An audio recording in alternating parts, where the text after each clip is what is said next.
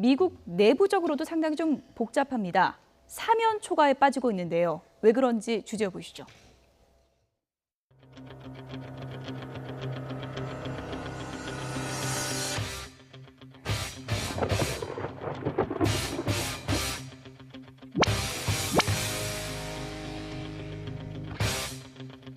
And you had sex with him? Yes.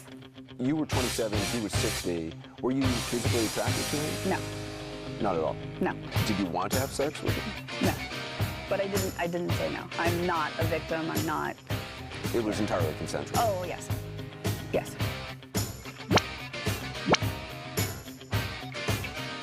I didn't even negotiate. I just quickly said yes to this very, strict contract, and what most people will agree with me, extremely low number.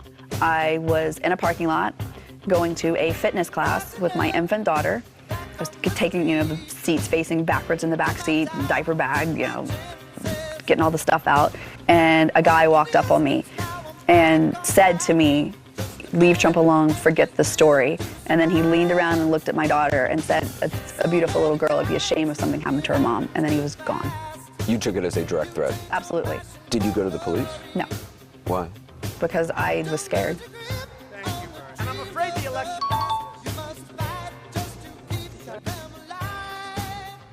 So you signed and released a statement that said, "I'm not denying this affair because I was paid in hush money. I'm denying it because it never happened." That's a lie. Yes, If it was untruthful, why did you sign it? because they made it sound like I had no choice. I mean, no one was putting a gun to your head. Not physical violence, no. How do we know you're telling the truth? Because I have no reason to lie.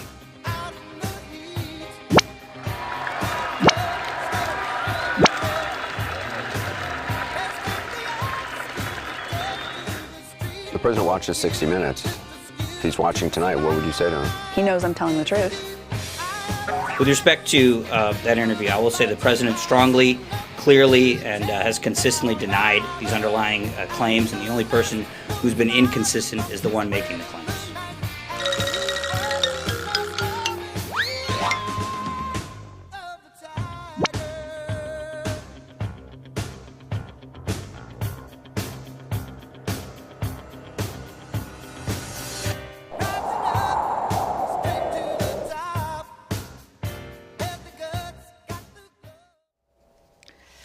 조금 전에 폭로한 배우의 예명이 스토미 데니얼스입니다. 정말 스토미 된 인터뷰였는데요. 미국 내 지금 성추문 스캔들 짚어보도록 하겠습니다. 노영희 변호사 나와주셨습니다. 어서 오세요. 안녕하십니까. 예. 끝도 없이 지금 폭로가 이어지고 있어서 트럼프 미국 대통령이 그야말로 지금 사면 초과에 빠졌다고 할 수 있지 않겠습니까? 네, 그렇습니다. 지금 그 트럼프 대통령이 사면 초과에 빠졌고 백악관에서는 공식적으로는 이 여성의 말을 일관적이지 않다라는 식으로 말하면서 사실 이제 부인하고 있지만 그럼에도 불구하고 구체적으로 여성이 말한 것에 대해서 어떤 점이 잘못되었는지를 지적하지 않고 있습니다. 그래서 사실은 그 부분이 제일 문제인 것이고 또 더 중요한 거는 이 여성 쪽에서 얘기하고 있는 것 중에 하나는 트럼프는 사실은 하루에 트윗을 엄청나게 하는 사람으로 알고 있고 취임 이후에 2,900번이 넘는 트윗을 하면서 남을 비난하는 것에 열을 올렸던 사람인데 사실은 딱 2명에 대해서만 트윗을 공격하지 않았다. 그 중에 한 명이 이제 본인이 그 스토미 데니얼스라는 사람이고 또 하나는 캐런 맥두걸이라고 하는 이제 플레이보이선 모델이다 이런 얘기하고 있는데요. 이 캐런 맥두걸조차도 뭐라고 얘기하고 있냐면 트럼프는 나에 대해서 끊임없이 사랑한다, 아름답다라는 말을 계속 해왔다 이런 말을 하고 있어서 사실은 본인의 말이 너무 100% 사실이기 때문에 트럼프가 더 이상 반격을 하지 못하는 것이다라고 이제 주장을 하는 것이어서 사실 이제 누구 말이 맞는지 따져봐야 되겠습니다만은 조금 신빙성이 있지 않을까 생각이 좀 듭니다. 취임 이후에 뉴욕타임스가 2,900번 넘게 트윗을 했던 트럼프 미국 대통령인데 이 부분에 대해서는 침묵하고 있다라고 썼습니다. 어느 정도에 대한 정황을 좀 인정하지 않을 수 없다라는 생각을 많은 미국 시민들이 가지고 왔다는 생각이 들고요. 사실 국민을 더 충격에 빠뜨렸을 거라고 생각되는 거는 여기 나와 있는 성관계 이후에 이걸 이제 회유하기 위해서 어떤 남성이 다가갔고 이를 통해서 이제 아이가 정말 예쁘구나라는 등에 대한 협박을 했다는 것. 그리고 더 추가적으로 트럼프 대통령은 틈만 날 때마다 본인 딸인 이방카 트럼프에 대해서 굉장히 매력적인 여성이라고 표현하는데 이 여성, 그러니까 스토미 데니얼스 뉴스에 대해서 성적인 관계를 이렇게 추문하는 과정에 이방카가 생각나게 한다라는 얘기를 했다라는 것, 이건 뭐 도저히 상식적으로 받아들일 수 없는 그렇죠. 측면이 있는 것 같고요. 또 당시가 이제 멜라니아와 결혼한 지 한 2년밖에 되지 않았을 텐데 나는 멜라니아와 각방을 쓰기 때문에 상관없다라고 하면서 이제 유혹하는 과정들이 나오게 되니까 이런 부분들을 지금 현재의 영부인인 멜라니아가 이 영상이 나왔던 방송의 시청률이 16.3% 말 그대로 대박이 났다고 하는데요.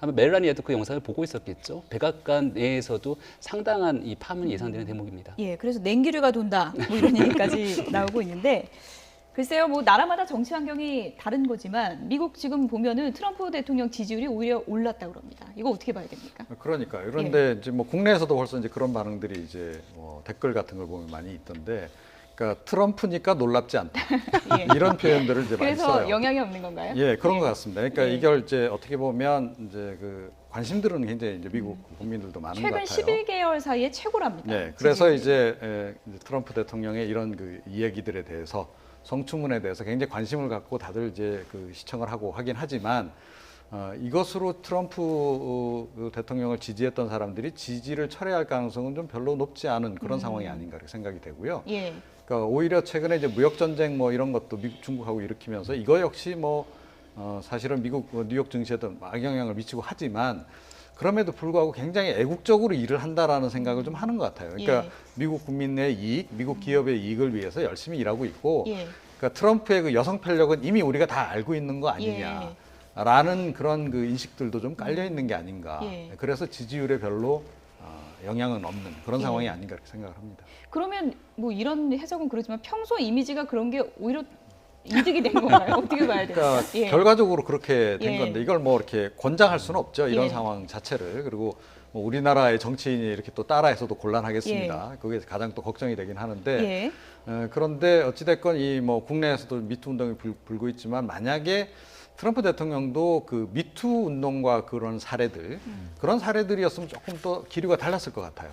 그런데 합의에 의한 관계였고 뭐 어찌됐건 여성 편력이 굉장히 많은 남성이었고 또 이용 경력도 많고 그런 것들이 뭐 글쎄요 지금 와서 그렇게 딱히 그 트럼프의 결점으로 작용하는 것 같지는 않습니다. 노영희 변호사께 이제 미국의 이제 법적인 문제까지 여쭤본 게 맞는지는 잘 모르겠는데 지금 이제 굉장히 이슈가 되는 게 비밀 합의 아닙니까? 트럼프 미국 대통령이 이거 발설하지 않기로 해서 돈을 줬는데 왜 발설하냐 이렇게 이제 고소한다는 거 아니겠습니까? 그런데 2011년도에 사실 이제 이 여성분이 15,000달러를 받고 한 잡지사에 인터뷰를 함으로써 이게 밝혀졌는데 이제 그것이 밝혀지고 나니까 트럼프 대통령 측의 변호인이 사실은 2016년 대선 11일 전에 나타나서 라스베이거스의 한 주차장에 나타나서 이 여성분을 협박을 했고 그 아이까지 이제 협박했다는 거 아닙니까? 근데 결국은 그 여성분이 너무 놀래서 이제 너무 무서운 나머지 13만 달러, 즉 우리나라 돈 한 1억 4천만 원 정도 받고 이제 합의를 했다라고 하는 건데 문제는 이렇게 낮은 금액, 사실 미국에서 되게 낮은 금액이거든요. 낮은 금액을 받고 합의한 이유가 첫 번째 무엇일까? 두 번째로는 그 돈이 도대체 어디서 났을까? 이제 이런 부분인데요. 이 여성은 사실 당시 비밀 그 유지 보안과 관련된 내용에 대해서 이제 합의를 하고 각서를 작성했음에도 불구하고 좀 전에 화면에 나온 것처럼 왜 이제 이것에 대해서 얘기를 하고 있느냐. 왜냐하면 자기는 무효라고 생각하기 때문이다라는 주장입니다. 우리나라도 사실 그것과 마찬가지로 그런 식으로 겁박에 의해서 이제 서명을 하게 된 것에 대해서는 다 무효라고 주장을 하거든요. 그러니까 미국도 마찬가지일 것으로 보이고 지금 트럼프 쪽에서는 그럼에도 불구하고 우리 이제 비밀 유지 각서에 합의해놓고 이걸 어겼기 때문에 우리는 명예훼손으로 당신을 고소하고 이 비밀 유지 보안을 어겼다는 점 때문에 너에게 손해배상을 청구하겠다는 이런 주장을 하는데 사실 적극적으로 나설 수 없을 것 같아요.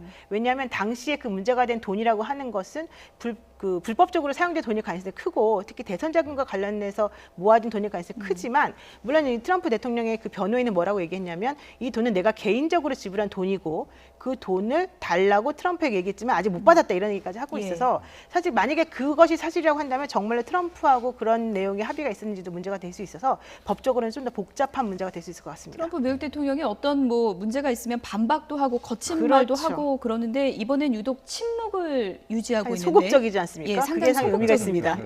그 침묵의 의미가 무엇인지는 좀 지난 후에 드러날 것으로 보입니다.